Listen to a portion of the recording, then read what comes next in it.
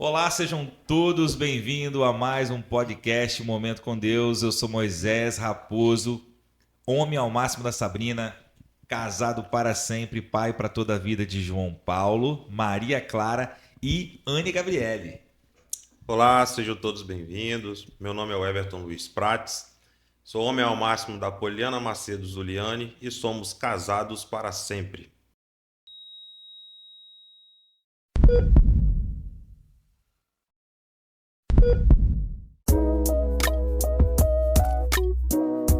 E hoje nós estamos no primeiro episódio dessa série Homem ao Máximo, como atingir o máximo do meu potencial como homem em todas as áreas da minha vida. E esse primeiro tema é exatamente uma pergunta: por que eu não consigo atingir o máximo do meu potencial como homem em todas as áreas da minha vida? Sabemos aí que hoje homens que são bem-sucedidos em uma área e não em outras, né? Então nós precisamos entender por que isso está acontecendo. E para esse dia tão especial, nós temos aqui o pastor Samarone Santos, servo do Senhor, pastor da comunidade profética Filhos do Verbo em Guarapari, formado em coach, casado há 11 anos com Ana e que adora falar de Jesus. E é por isso que ele está aqui. Aqui é o lugar que a gente tem um momento com Deus. Para participar, tem que gostar de falar de Jesus. Seja muito bem-vindo, Samarone. Seja bem-vindo, e que pastor. Deus te use poderosamente neste momento. Se alguém estiver nos ouvindo hoje e cometendo masturbação, seja qual for o seu pecado na área sexual, imoralidade, seja qual for o tipo de pornografia que você possa estar vendo, buscando, vivenciando na sua vida, eu lhe ordeno hoje, em nome de Jesus, que você se alinhe com Deus na pessoa do Espírito Santo. Em nome de Jesus.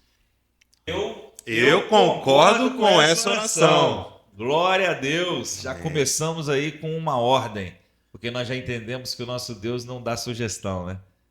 Deus, ele nos dá ordem. E para a gente dar início a esse bate-papo gostoso, falando da palavra do Senhor, quão importante, né, foi a jornada, né, no Velho Testamento a respeito da terra de Canaã, a tão falada terra prometida.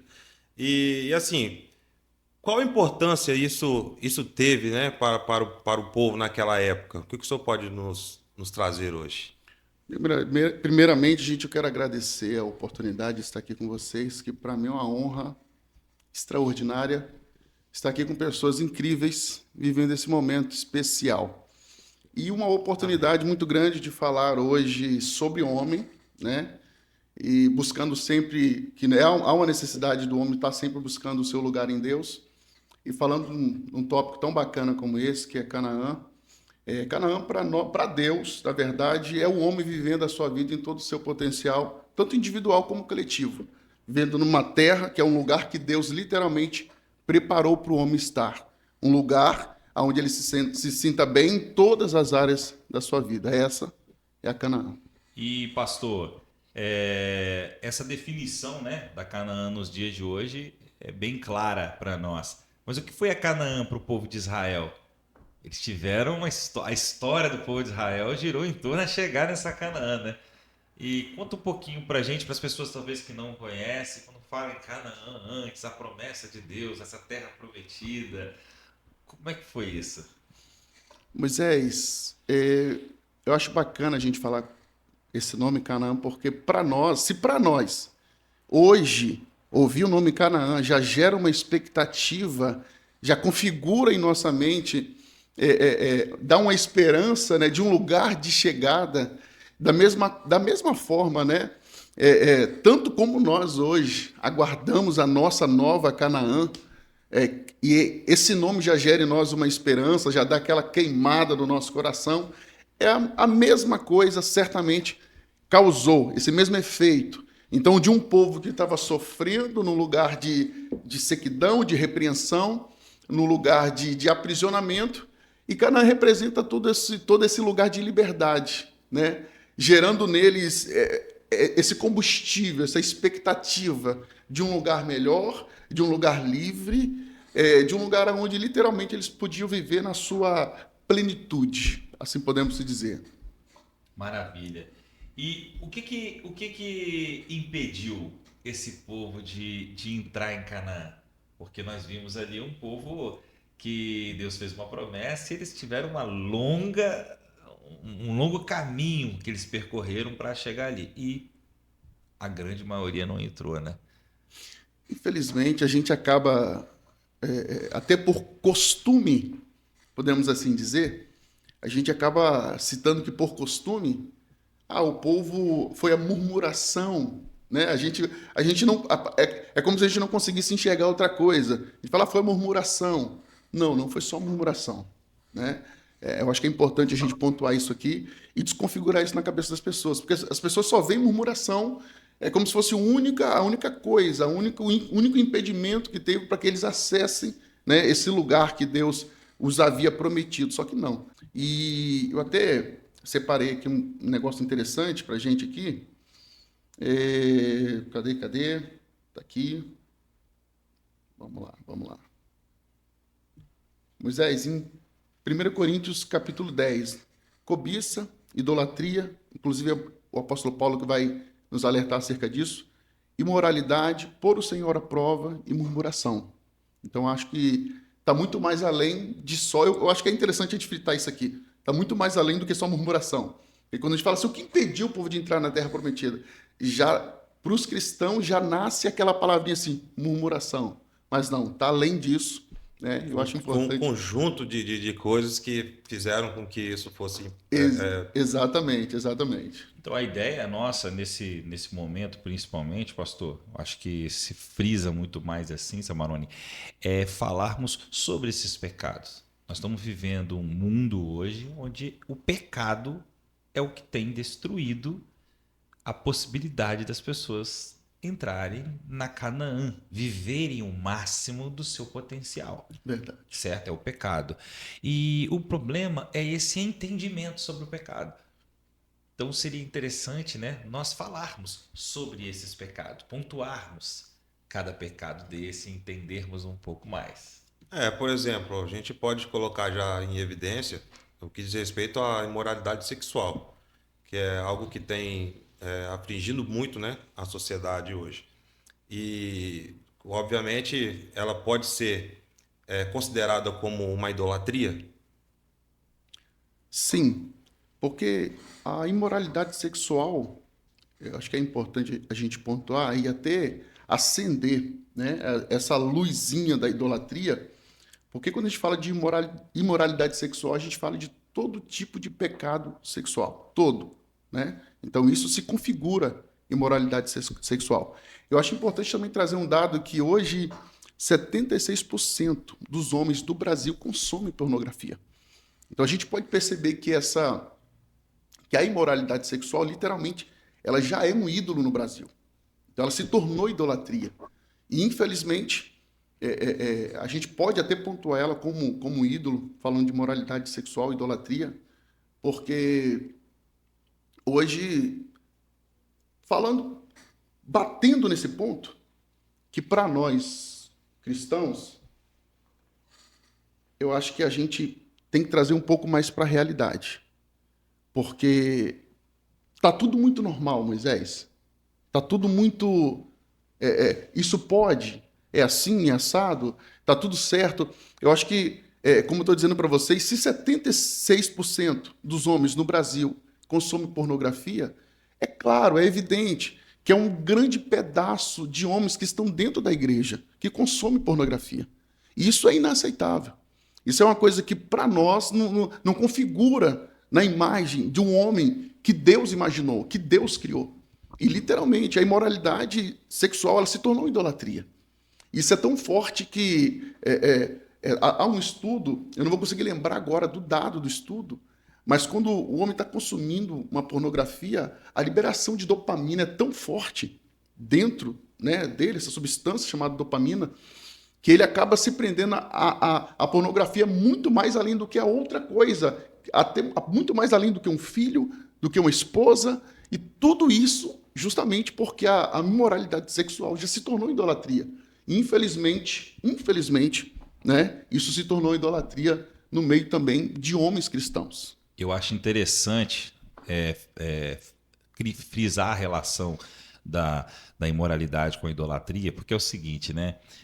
Quando nós falamos de cristãos, você vai pegar, por exemplo, e você fala, por exemplo, com um cristão sobre um pecado, até que seja masturbação, um outro, por mais que seja ruim, ele ainda consegue confessar com outro homem, rapaz, eu peco nisso aí mesmo e tal. Agora, você pergunta para um cristão, assim, você adora outro Deus? Ele, isso jamais, cara. Eu posso beber, posso fumar maconha, posso me drogar, eu posso. Mas adorar outro Deus eu não adoro. A idolatria, parece que é pelo que a gente veio vendo no tratamento da Bíblia, né? Como Deus. Parece que a idolatria é o único pecado assim, esse eu nunca vou cometer. Então, ele cria um bloqueio contra ali. E eu vivi isso exatamente em relação à masturbação. Porque eu tentei vencer a masturbação por tudo quanto foi tipo. Acredito que muitos homens já tentaram. Isso é jejum, era oração, era não sei o quê. E eu não conseguia vencer. E um dia que eu entendi que a masturbação era idolatria. Por eu não aceitar a idolatria, ali foi o choque para mim. O quê?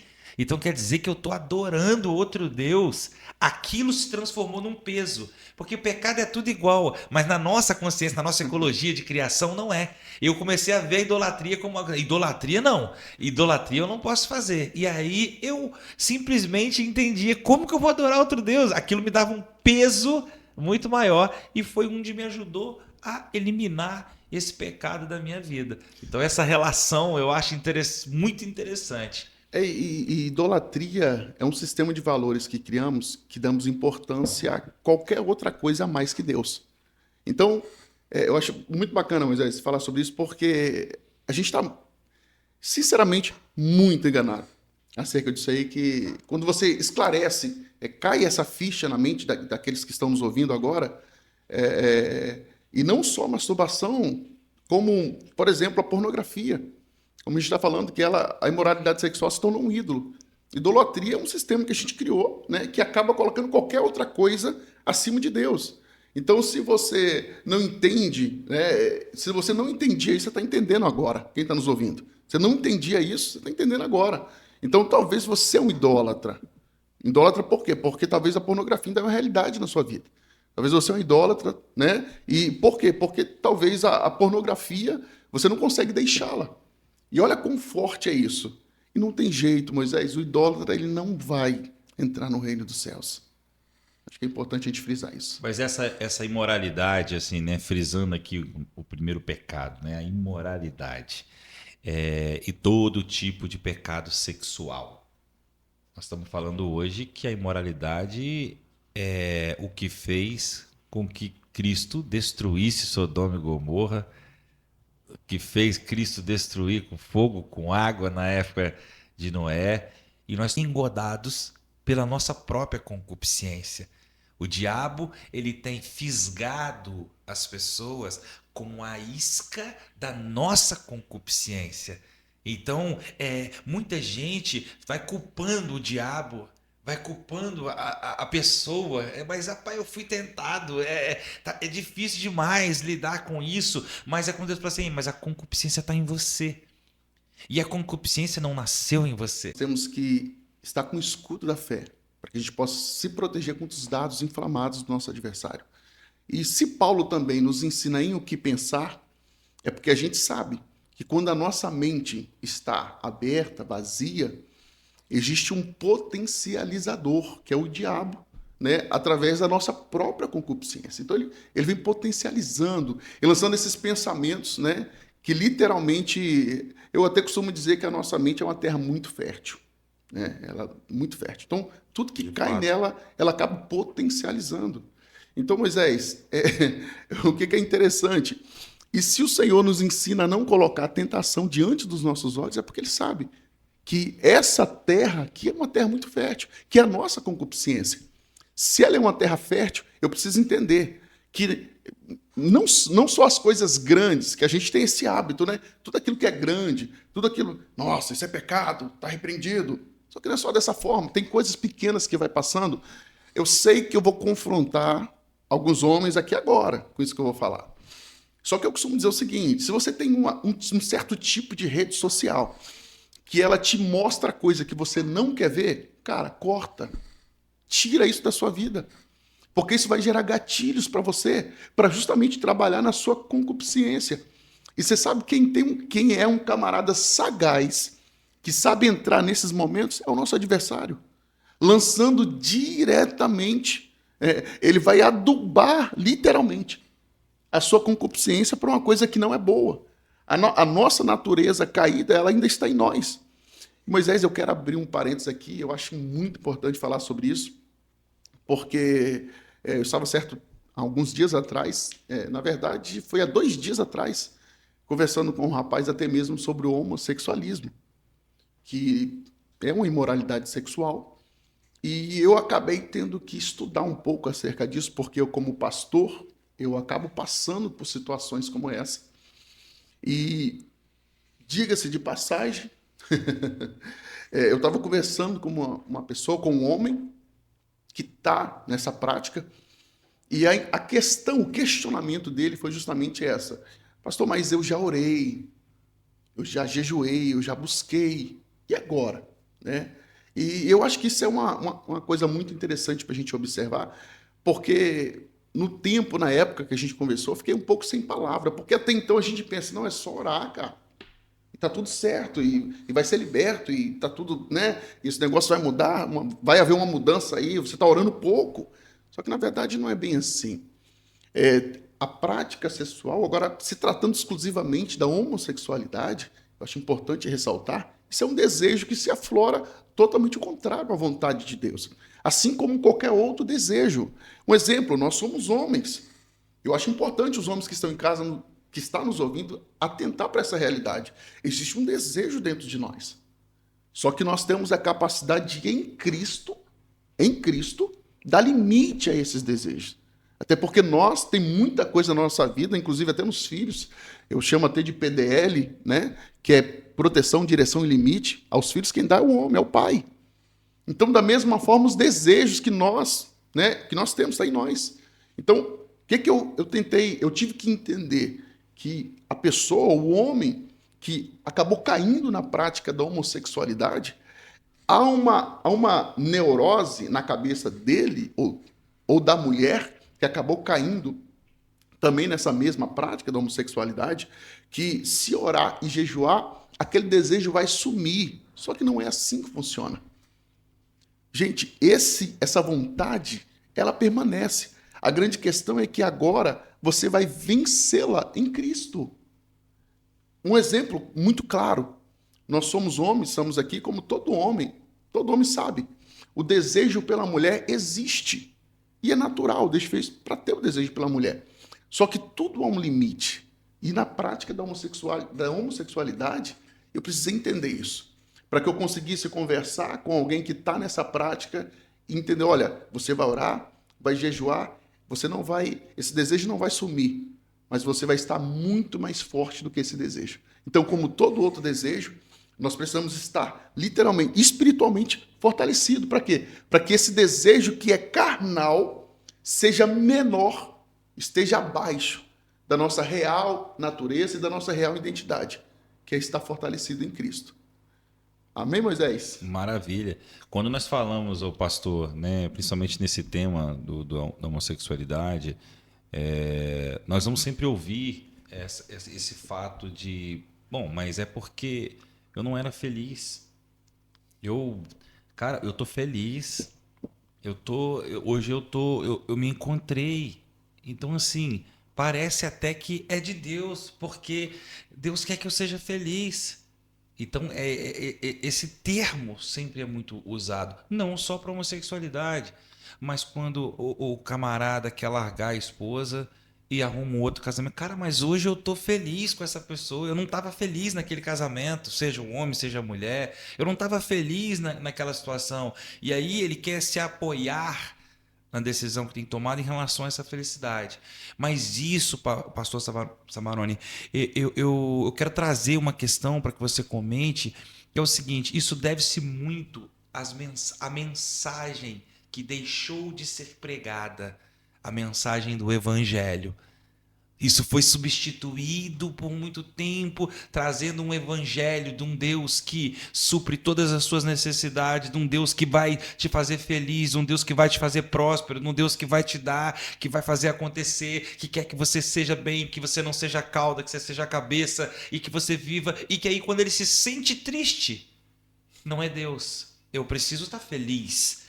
E aí é confrontante. Porque hoje os pregadores, os homens que têm o chamado do Senhor, não querem dizer para o homem, pegue a tua cruz e siga-me. Não quer lembrar qual foi o caminho que Jesus percorreu. O que aconteceu no Gólgota. Aonde terminou. E a desculpa que ele quer largar é o seguinte, pô, mas eu estou perdendo a minha vida. Ei, mas espera aí, a Bíblia não diz que é para perder a vida? Essa palavra, ela não é ali, não. Aquele que perder a sua vida, achará. Aquele que negar a si mesmo. Essa verdade do Evangelho não traz seguidores, não traz pessoas. Então, assim, isso não está mais confrontando, não posso mais pregar sobre isso. E com isso vão gerando pessoas que vão entendendo um Cristo que não existe. E que um dia terão que encarar esse Cristo como juiz. E o que vai acontecer, pastor? Que evangelho é esse que não está sendo pregado? Moisés, você foi num ponto espetacular. Justamente, inclusive essa semana, estava falando exatamente na comunidade sobre isso.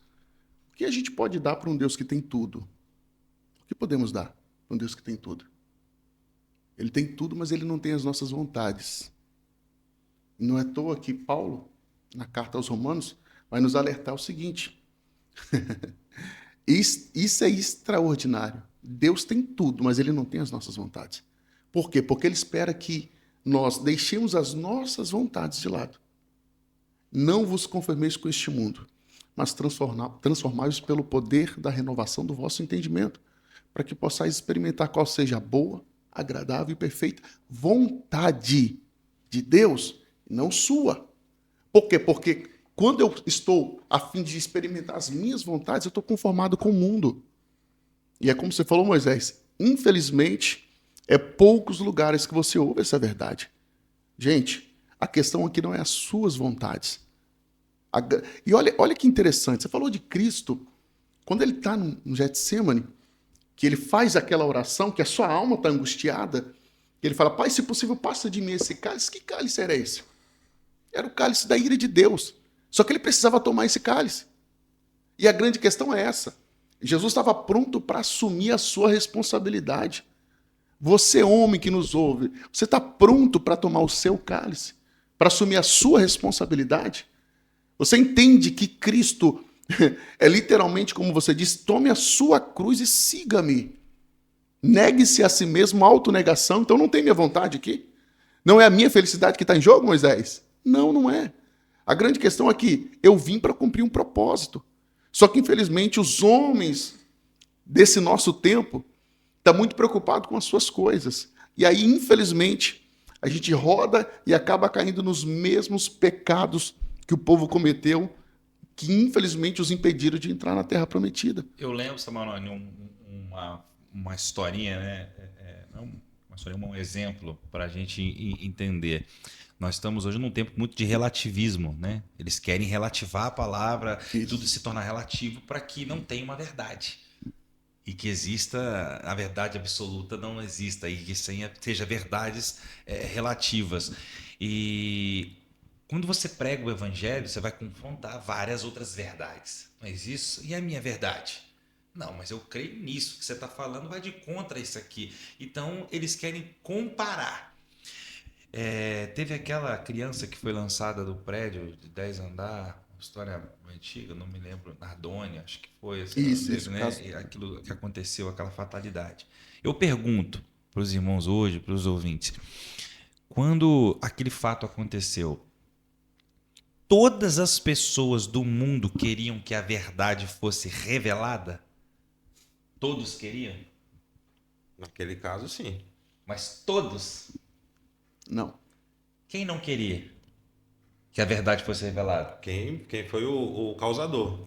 O criminoso, ele não queria que a verdade fosse revelada. Todo mundo tava ali em volta, fora. Cara, precisamos saber o que aconteceu. Mas alguém não queria. O cara que fez, a pessoa que fez, né? A gente não está lá, houve um julgamento, mas assim, não importa quem fez. Quem fez não queria que a verdade fosse revelada. Mas o fato da pessoa que queria que a verdade não fosse revelada, ele não queria, mas o fato dele não querer mudava a verdade? Não. De maneira alguma. Esse é um ponto que as pessoas não estão entendendo. Vamos trazer para Cristo. Você pode não querer a verdade que nós vamos falar aqui. Você pode estar ouvindo e aceitar. Eu não aceito, não concordo. É um problema seu. Mas a verdade que a Bíblia diz, Cristo diz, eu sou a verdade que liberta. Ponto. Aceitando você, querendo você, entendendo você ou não.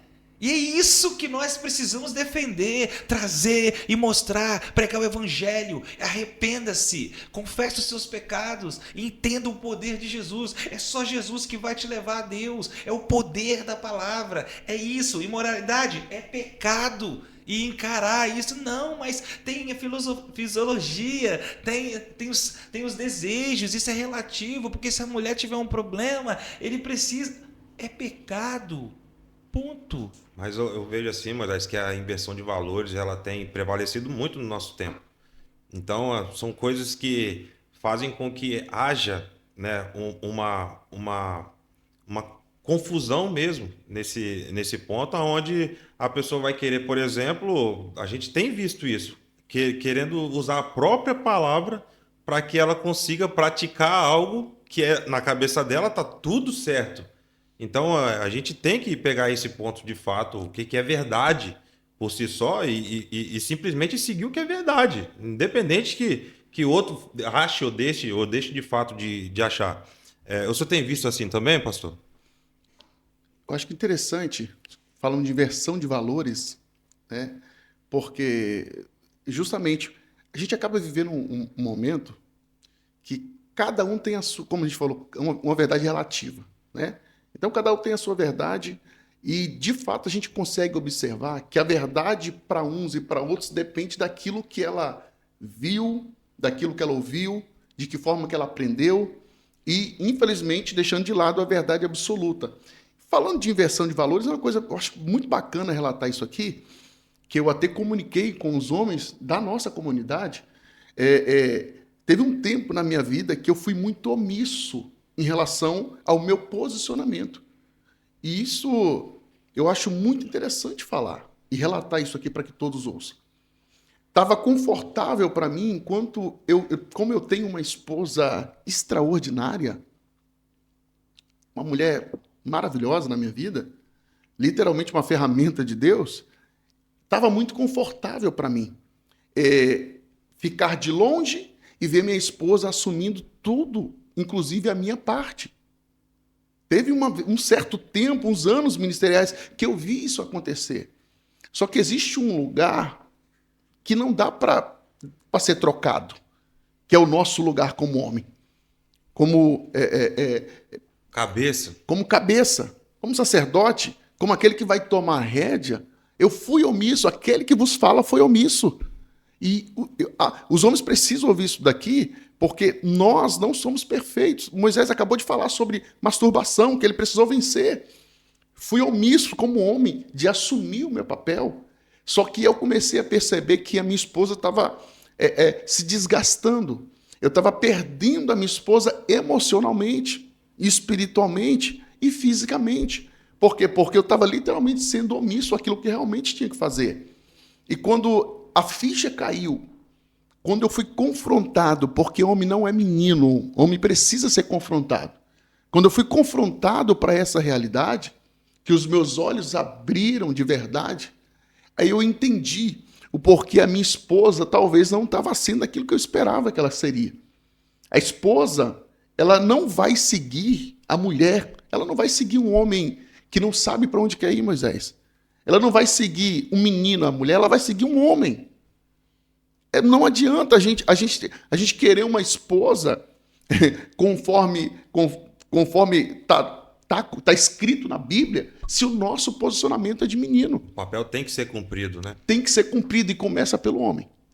Não começa pela mulher, começa pelo homem. Infelizmente, a gente quer inverter isso. Como a gente vê hoje, o feminismo gente, joia, é verdade. Hoje o feminismo cresceu, mas qual é a realidade? A omissão dos homens. Por isso o feminismo cresceu. Né? Então, assim, eu falo por... Esse que vos fala foi um omisso. Então, quando eu assumi o papel, quando eu peguei a rédea, quando eu entendi o meu lugar, né? Não, o primeiro a orar aqui em casa sou eu. O exemplo de oração aqui tem que ser eu. Não é normal. A minha esposa, como no tempo da omissão estava sendo, amor, vamos orar. Esse é o papel da esposa. Não é que a esposa não possa fazer, mas não é dela que tem que ser a ideia principal, a iniciativa principal. Então, quando eu assumi esse papel, quando eu coloquei os valores, quando desinverteu os valores dentro da minha própria casa, eu comecei a experimentar uma plenitude totalmente sobrenatural. Por quê? Porque há uma ordenança de cima para baixo. Como a gente fala, não é a terra que dá ordem para o céu, mas é o céu que ordena a terra.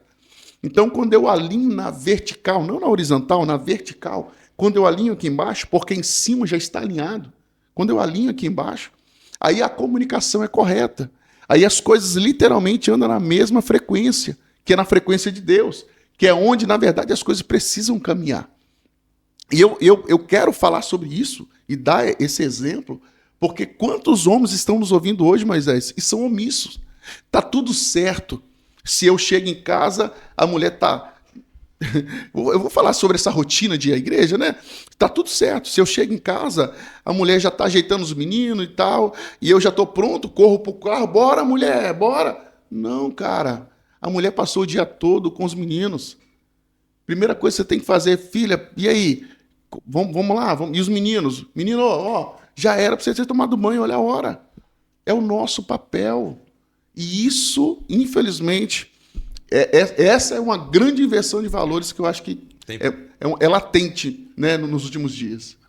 Infelizmente tem faltado, né, esse tipo de liderança, né, e principalmente o exemplo. E eu quero agora aproveitar também esse momento para agradecer a Way Solution, né, por estar disponibilizando o espaço, né, e toda a estrutura aqui. Também agradecer à Igreja Batista Novo Horizonte, do nosso pastor querido Ebenezer, com o Arthur Pandolfi e o nosso amigo Gustavo Nossa, que estão na parte técnica aí, na direção do Emerson Leal. Quero agradecer também a Verônica, juntamente da empresa VR Artes Digitais, e o nosso querido amigo Alisson, que é o empresário da empresa Coachmac. O nosso muito obrigado. E principalmente o nosso agradecimento ao nosso grandioso Deus, porque sem Ele nada disso seria possível, para que pudéssemos estar aqui discutindo e falando do que de fato importa nas nossas vidas.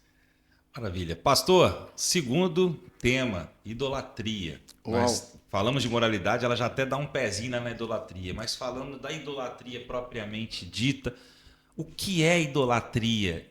Né? Esse pecado que também impediu o povo de entrar em Canaã. Olha, Moisés, eu acho que é importante a gente falar que eu até falei um pouco sobre esse tópico. Idolatria é um sistema, né, de valores que nós criamos que acaba colocando qualquer coisa acima de Deus. Né? Então, eu acho que vale a pena a gente falar de um tópico muito bacana, de um momento bacana, que é quando Moisés principalmente sobe, Moisés da Bíblia, sobe para falar com Deus, e a gente sabe que quando ele desce, o povo fez é muito, vamos dizer assim, é um pouco doído esse momento, né? Falando acerca desse momento do povo de Israel para Moisés, é bem doído esse momento, por quê? Porque Moisés desce com uma resposta de Deus para o povo, e o povo está com um bezerro de ouro.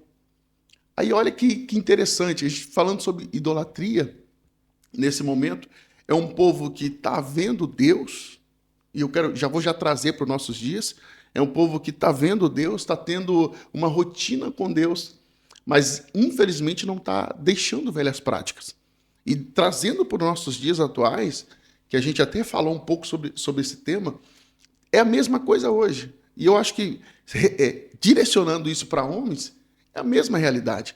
É um povo que, às vezes, está no altar, está assumindo um cargo, talvez é um pastor, é um líder, não é verdade? E a idolatria, Eu acho que é interessante a gente bater no tópico, Moisés, que é como você falou. Infelizmente, eles estão achando ainda, tá configurado na mente deles, que a idolatria é você se prostrar diante de uma imagem, e só isso, mas não. A gente entendemos, nós falamos agora há pouco, que a imoralidade sexual é uma idolatria, se tornou uma idolatria, né? Então, assim, falando de idolatria, falamos daquele tempo, o povo, Deus estava ali, estava agindo, o povo estava ouvindo Moisés falar, mas infelizmente não tinha abandonado de fato a idolatria. E essa é a realidade de hoje. Principalmente quando nós falamos do dado de 76%, né, dos homens no Brasil consumirem pornografia. Gente, há um pedaço, uma parcela muito grande que está dentro da igreja, que está consumindo isso. Ou seja, se tornando literalmente idólatra. E a gente precisa despertar e acordar para essa realidade.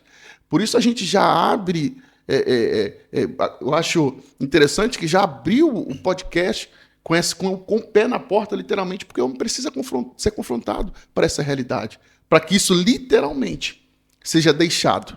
Agora, pastor Samarone, quando nós falamos em idolatria, um ponto muito interessante para se tocar, e vou abrir aqui para que você possa falar, é porque falamos aqui de pecados. Sim. Que nos nossos olhos nós consideramos pecados maiores. Só que a idolatria, ela pode ser um cargo da igreja. A idolatria, ela pode ser a empresa que Deus me deu. A idolatria pode ser a esposa que Deus me deu. Pode ser um filho que Deus me deu, um marido que Deus me deu. Inclusive, quando a gente traz para, então, assim, pode ser o sítio que Deus me deu. Pode ser a casa nova que Deus me deu. E aí, por quê? É trazer essa realidade para o mundo real, para que o cara comece a entender ali, opa, como assim? Como assim, pastor? Inclusive, pode ser a nossa própria aparência. Que às vezes a gente está tão vaidoso, né, Moisés? E também é um ponto de idolatria. A pessoa está literalmente tão focado na sua vaidade. Eu acho que é importante citar, porque eu já conheci pessoas nesse nível, de acabar idolatrando a sua própria imagem, a si mesmo, né? A sua beleza, a sua fisionomia. E é interessante abrir essa aba e falar exatamente sobre isso. Inclusive, nos Estados Unidos há um dado interessante, que grande parte, né, de trabalhadores acabam idolatrando o seu cargo, literalmente o seu cargo. Eles abraçam aquilo, né? Como se fosse o único ponto da sua vida, e aquilo se torna uma idolatria. Olha para você ver, é um dado. Então, isso é idolatria, e isso abre uma gaveta muito grande, né? Quando a gente vem dando esses leques aqui, esses feedbacks, por quê? Para que quem está em casa nos ouça e entenda sobre essa grande realidade. Tem muita gente idólatra com essa realidade aqui, tem muita gente idólatra no nosso meio. Por exemplo, pastor, recebi uma proposta de emprego, uma bênção, ganhar 10 vezes mais do que eu ganho. E vai ser como? Vai ser no horário em que você era uma bênção nas mãos do Senhor, servindo a Ele num ministério que Deus te chamou. E aí, muitos vivem esse conflito, estou dando um extremo aqui, mas pessoas que hoje não têm condições mais de estar em comunhão, não têm condições mais de estar, às vezes, nem em casa, por causa de uma oportunidade, por causa de uma carreira, por causa de algo. E aquilo assim, como ter um termômetro para isso?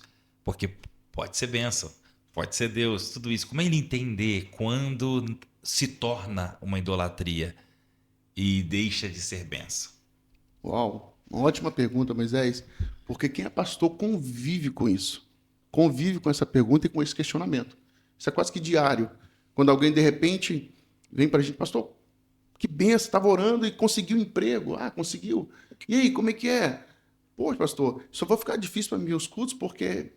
Aí ele começa a falar aquilo na expectativa. E Moisés, eu acho que é importante a gente pontuar o seguinte. Tem coisa que literalmente é proposta, mas não é propósito, né? Eu acho importante a gente pontuar isso aqui. Então, tudo aquilo que está desalinhado com aquilo que é vontade, que é com aquilo que está inserido no meu propósito, cara, isso é proposta. E todo aquele que... é de Deus porque é mais, né? Normalmente a gente tem esse negócio, pastor, é de Deus. Eu estava no trabalho orando e eu recebi uma proposta, como você falou, 3 vezes mais. É de Deus, pastor. É de Deus por quê? Porque é um valor maior? Porque se for por valor, então ordena na sua vida quem paga mais. Então, se o diabo te der mais, e aí? É ele que vai te direcionar? Então, acho que é importante a gente estar muito mais ligado a essa realidade. Falando sobre essa pessoa que acaba... como alinhar isso? Como entender um pouco mais sobre isso? Eu acho importante, Moisés, a gente ter clareza. Eu falo muito sobre, na nossa comunidade, na comunidade de Deus, onde o Senhor me colocou para pastorear, eu falo muito sobre isso. A gente precisa ter clareza sobre o que nós somos chamados para fazer. A gente não veio na vida para vegetar ou para fazer o que quer. Falei sobre vontades aqui. Então, Deus tem tudo, o Senhor tem tudo. Só que Ele não tem as nossas vontades. Então, as nossas vontades agora é dele. A gente precisa entender um pouco sobre isso. E falando principalmente nessa área de emprego, Moisés, que é o que muito acontece, eu acho que quem tem essa dúvida precisa entender o seguinte: eu estou fazendo o que Deus me chamou para fazer? Eu estou certo nisso? Eu estou com clareza disso aqui, desse assunto, dessa realidade? Eu consigo ser bênção? Eu consigo ajudar pessoas? Eu consigo cumprir o meu propósito de fato? Só para dar continuidade no que o senhor está comentando aí, é importante que haja, por parte de cada um de nós, o fato de buscar, né, a presença de Deus, para que esteja em sintonia, né, com o que Ele propõe, para que quando surjam, né, situações como essa, você tenha a maturidade de entender. Não, de fato, o que está vindo, eu estou em oração, é o que eu estou buscando, é algo que de fato vai agregar para a minha vida, então isso vai trazer um entendimento de fato espiritual. Da mesma forma que, se não for, obviamente, né? Não, isso aqui não vai me edificar em nada. Isso aqui, né, como Moisés colocou, vai fazer com que eu tenha um trabalho a mais, que eu precise de me ausentar do meu lado, da minha casa, eu precise de sair de um ministério que eu esteja de frente. Então, eu acho importante, obviamente, isso, ter esse entendimento, mas trazendo já um gancho que pode caber, como que a gente pode anexar isso à cobiça? O que a gente consegue conciliar todas essas coisas, trazendo também como pecado a cobiça? Está muito ligado. Está muito ligado por quê? Porque a cobiça, ela é um desejo aflorado, né? E literalmente da nossa carne, da nossa concupiscência. Ela é essa vontade aflorada, meio exacerbada. Então, quando a gente não consegue literalmente tratar essa área, a gente vai literalmente por essa linha do ganho, do ganho, do ganho. Então, muito importante, mais importante do que a vaga é quem deu a vaga. Mais importante do que a porta é quem abriu a porta para você. Só que quando você está engodado, está literalmente dirigido pela cobiça, você não consegue discernir isso. E eu acho muito importante falar sobre isso. Por quê? Porque às vezes as pessoas têm muito essa questão. É uma porta? É de Deus. Calma, pera lá. Porque às vezes não é por aí que funciona. Porque se nós não andamos à toa, se há um propósito e a qual nós andamos por esse propósito, gente, a nossa vida não é por acaso. E da mesma forma, Deus não trabalha por acaso. Tudo em Deus para a nossa vida tem um motivo, tem um porquê. Então, assim, é muito interessante a gente falar sobre isso. A gente sempre vai caminhar na questão do relacionamento com Deus, que é desde o princípio desse podcast aqui até agora. Você vê que a proposta que eu fiz para os homens que estão nos ouvindo é: se você está em algum tipo de prática que é imoralidade sexual, você precisa se arrepender e se alinhar com Deus através de Jesus Cristo, na pessoa do Espírito Santo. Porque se você tem comunhão com Deus, você está alinhado, você está na frequência. Então você sabe quem te abriu a porta. Por isso que eu falo, a questão não é a porta, mas é quem abriu para você. Então, ótimo ponto. Acho que é interessante a gente pontuar sobre isso. É por isso que a ganância tem que ser algo que precisa ser tratado. Porque se não for assim, qualquer coisa que vem para mim é benção. E não é bem assim. Samarone, na cobiça, a gente tem muito assim, né? O amor dá, a cobiça pega. Isso. Ela nem pede. A cobiça, ela tem o desejo desenfreado por eu quero. E aí ele ignora princípios. A qualquer custo, né, valores. Ele vai ignorar o Deus que comanda, o Deus que abre a porta. Ele abriu a porta, ele viu o que tem do outro lado, eu quero. Ele ignora agora, eu abri a porta, mas eu não disse que é para entrar. o tempo é meu, o tempo é dele, mas eu ignoro o tempo. Então a gente percebe que a cobiça faz você ignorar o tempo. E quando você ignora o tempo, você entra numa linha de consequências, porque há tempo para todas as coisas. E a maioria das partes do que está acontecendo com o mundo hoje é um casamento difícil de se resolver o problema, porque se casou fora do tempo. Casamento difícil de se acertar, porque fez o que tinha que fazer, que era para fazer após o casamento, foi feito antes do tempo. Tudo. Aí você vai para um relacionamento. Tá muito difícil minha relação com meus filhos, eu não estou conseguindo, porque o filho veio fora do tempo. E a gente vai ver que isso. Então a cobiça, essa relação da cobiça com o tempo. O que isso tem trago para esse tempo de hoje? Moisés, eu acho muito bacana, porque quando a gente associa a cobiça e o tempo, na verdade a cobiça é um vilão do tempo de Deus. Porque a cobiça é um desejo exacerbado do ser humano. Então, quando essa cobiça é uma realidade na nossa vida, literalmente ela se torna um vilão do tempo de Deus para nossas vidas. E a gente consegue entender. Inclusive, é um tópico que é sempre falado, certamente você já deve ter rodeado esse assunto, né? Que Paulo plantou, Apolo regou. Mas quem deu o crescimento foi Deus.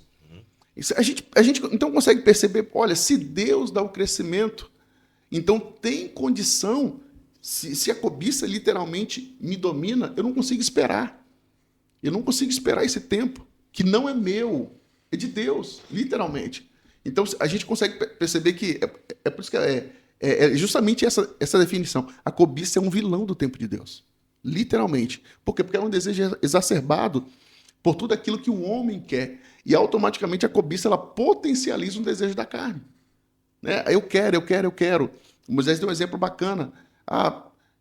Houve um problema no casamento. Poxa, peraí, o que foi? Simples, a cobiça. O cara, ele queria demais aquela mulher, ele queria demais suprir os seus desejos carnais e, infelizmente, guiado pela cobiça, fez tudo antes do tempo. Então a gente às vezes acaba vendo alguém que hoje está vivendo, começou a fazer as coisas certas, mas está vivendo algo disfuncional. Não é pelo hoje, é por aquilo que ele plantou no passado.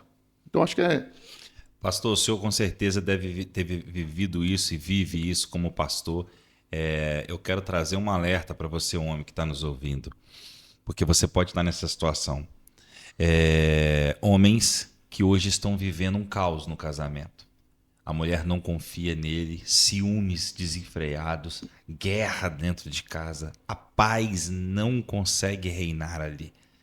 E muitos casais que estão ouvindo nesse momento sabem que é isso que está acontecendo aí.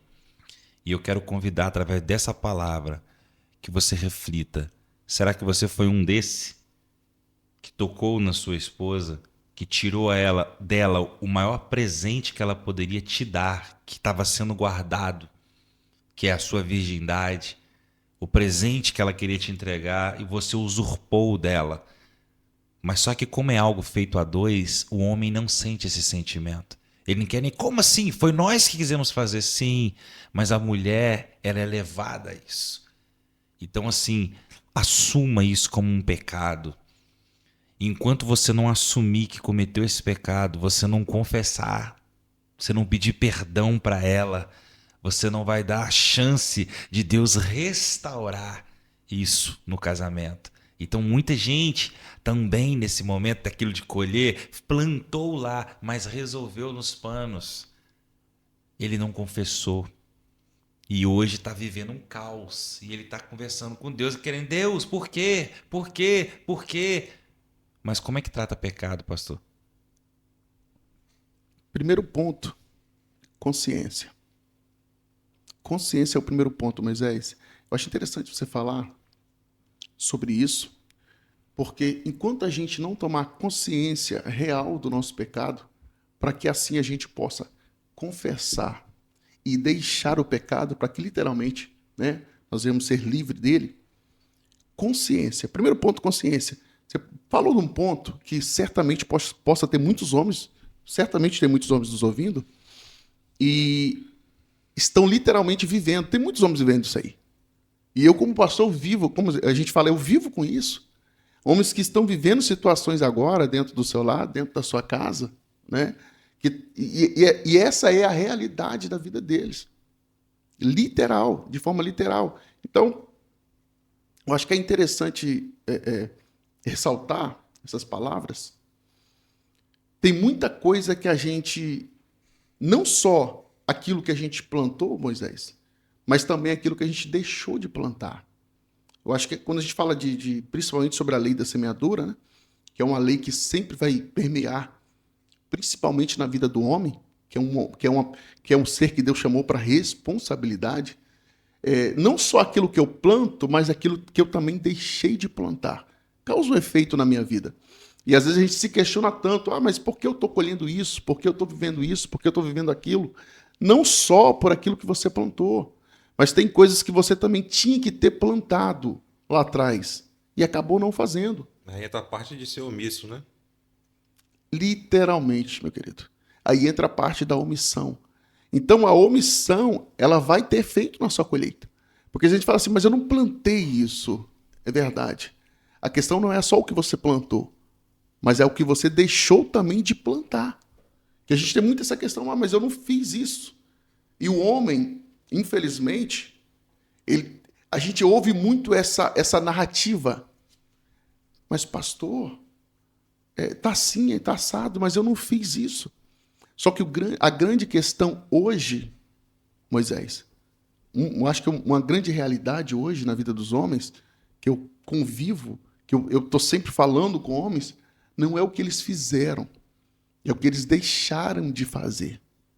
Tem uma frase, né, que diz, né, muitos estão achando que vão para o inferno pelo aquilo que eles fazem, mas na verdade você vai para o inferno pelo aquilo que você deixou de fazer. Uau, é isso. Então essa é a grande questão, porque fazer, eu lembro de quando chegaram para Jesus, né? Jesus, o que nós precisamos fazer para herdar a vida eterna?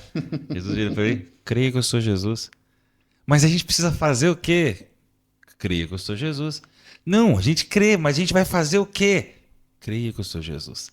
As pessoas, elas estão querendo comprar o céu. É mais fácil fazer.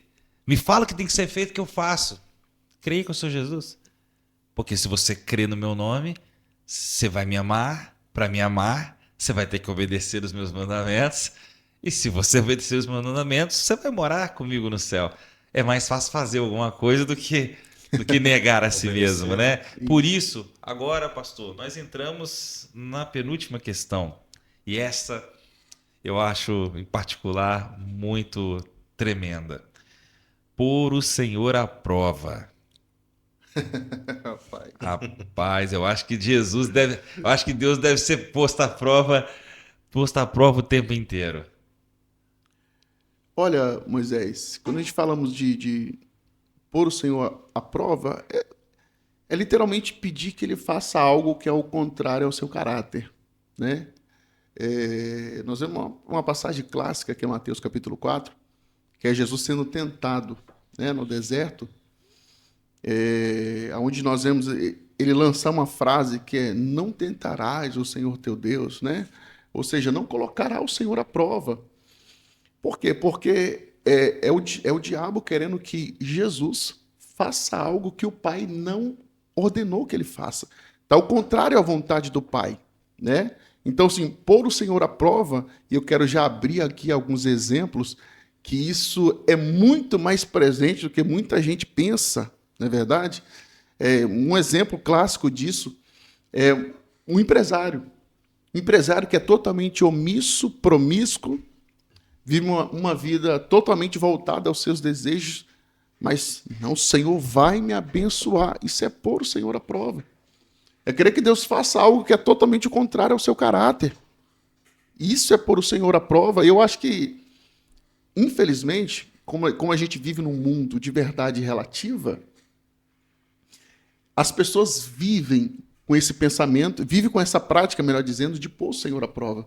Acho que um exemplo muito clássico que eu, como pastor, acabo vivendo, são pessoas que principalmente na área financeira, acaba tendo muito essa ilusão seguinte: mas eu fiz isso, eu fiz aquilo, e Deus vai me abençoar, e Deus vai fazer. Isso é pôr o Senhor à prova. Então eles se acham que Deus é responsável com a irresponsabilidade deles. E até obrigado, às vezes, né? É obrigado a fazer algo porque, poxa, eu recebo 10 mil, vou estar devolvendo 1.000 de dízimo, então a obrigação do Senhor é me servir. É como se fosse isso, né, pastor? Inverte, né? Querem que Deus seja o servo e eu me torne o Senhor.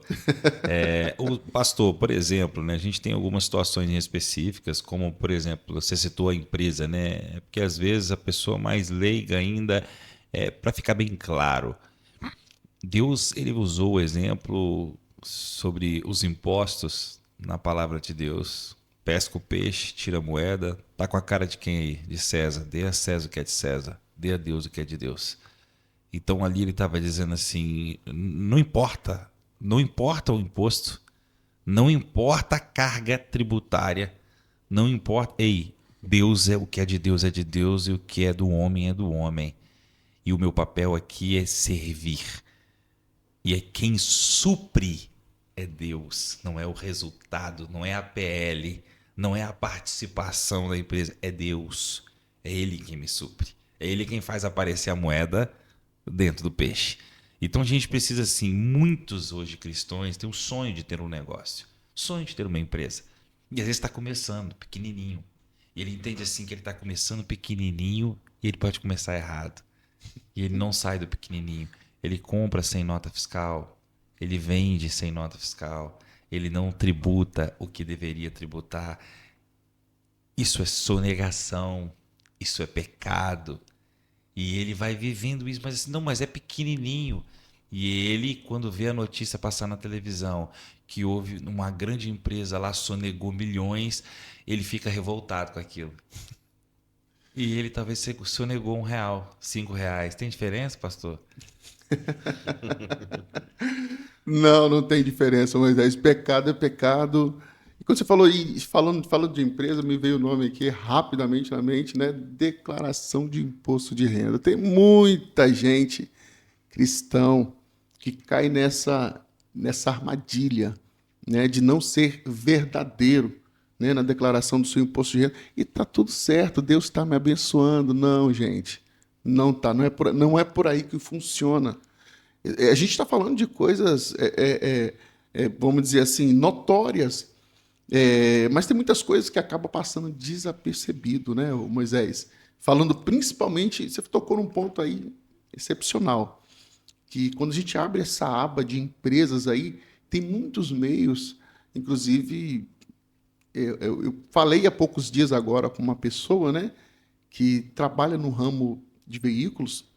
E mas está tudo certo, a gente consegue comprar de certa forma, assim, tal, então não precisa de nota. Gente, está errado. Como a gente falou aí, é pecado e é crime também.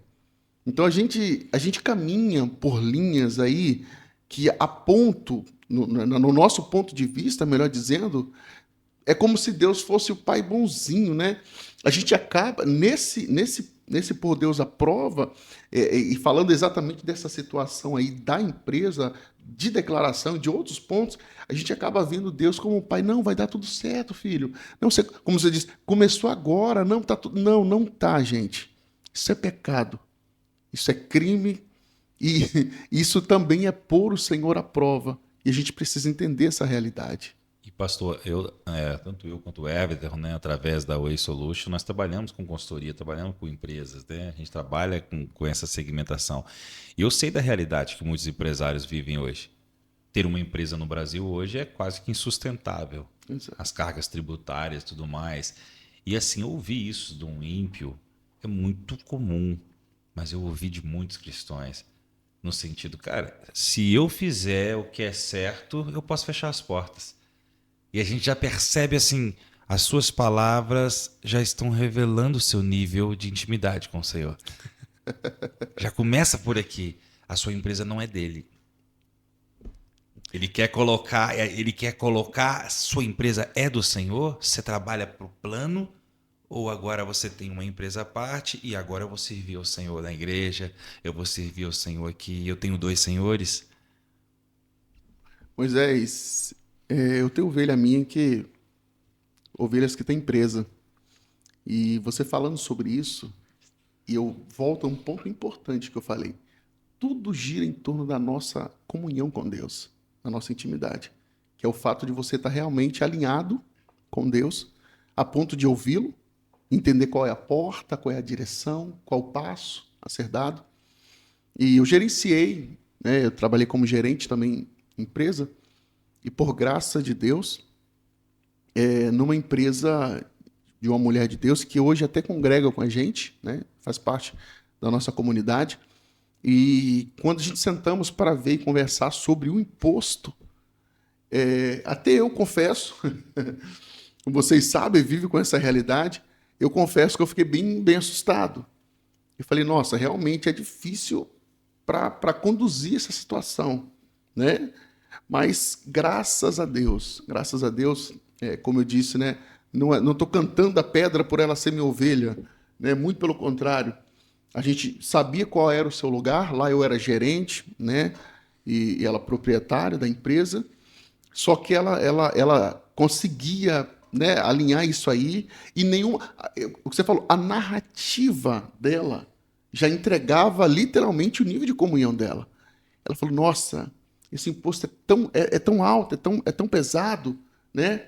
Mas nós temos que ver algum meio de conseguir trabalhar isso aqui, de pagar o imposto de forma mais tranquila, tentando de alguma forma sempre ajuntar um pouco a mais, procurar um ganho para suprir esse imposto que precisa ser pago. Então, assim, na narrativa, você já percebe o nível de comunhão. E se não der, pastor? E se não der? Se não der, o quê? E se não der para pagar? Se não der para pagar. Se for mais forte, não, se eu fizer o que tem que fazer, eu vou ter que fechar. E aí, faz o quê? Fecha. É essa palavra que os homens precisam ouvir e entender. Mas eu vou perder o meu negócio? É o negócio ou... Perde. É o negócio ou Deus?